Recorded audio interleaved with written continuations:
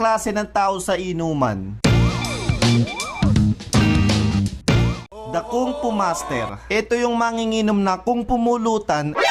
NANI? Omae wa mou shindeiru.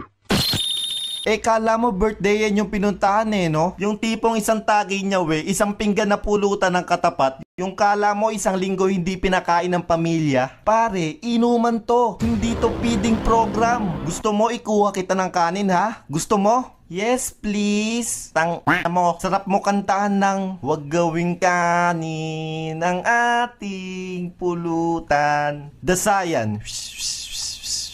Ito naman yung mga taong pag nakainom ng alak, bigla na lang magiging super saiyan no? Nasaan ang sabaw? Tapos minsan maghahamon pa ng away yan. Hoy, anong tinitingin mo dyan ha? Hindi ka ba natatakot sa muscle ko ha? Pre, easy lang, ako to. Si Natoy na mahal ka. Pare.